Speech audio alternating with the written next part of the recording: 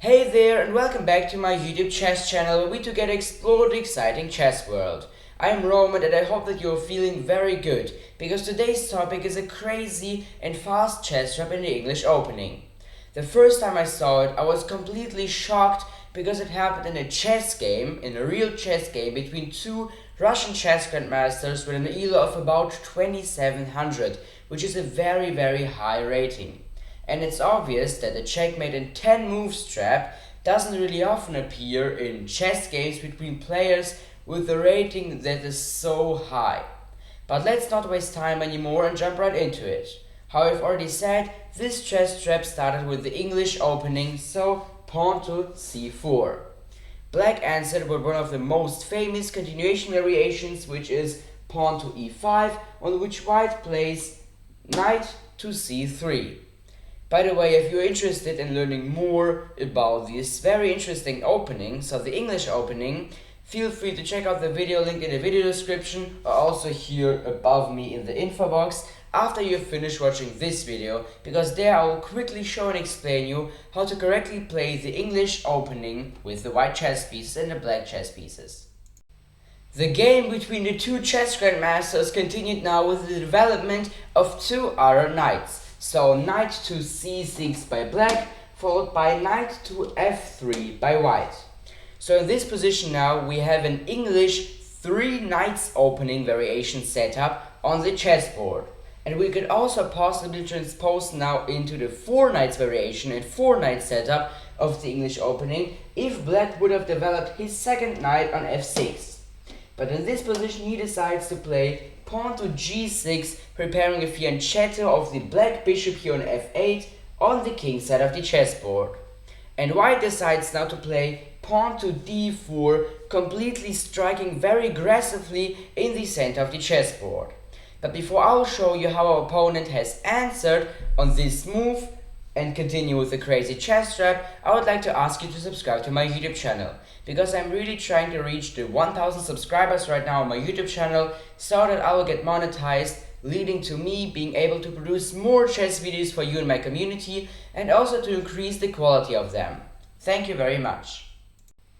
But back to the trap. Black has to capture now our d4 pawn with his e5 pawn, on which we don't capture it back with our f3 knight, but we rather escape now with our second knight, which gets attacked now on c3 on d5, from where we are basically controlling the whole chessboard, or to be more specific, 8 squares across the whole chessboard.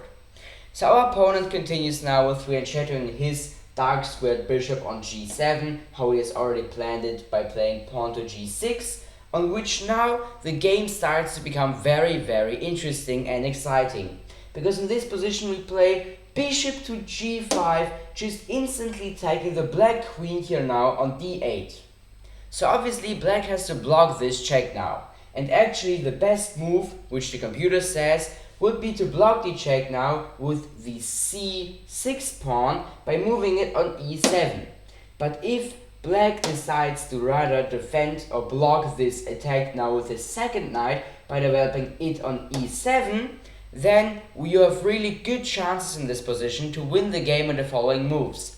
Because what you're going to do now will completely shock your opponent. Because in this position you sacrifice your knight by capturing black's pawn here now on d4. So obviously how you can think this is not a blunder, but definitely a tactical sacrifice. Because in this position if black would have captured back now our knight here on d4 with his knight on c6 for example, we could just capture black's knight on e7 with our bishop like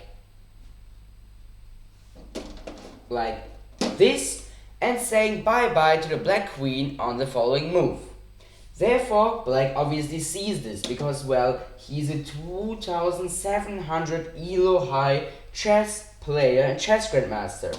Therefore, he doesn't capture our knight on d4 with his knight on c6, but rather with his developed bishop from g7.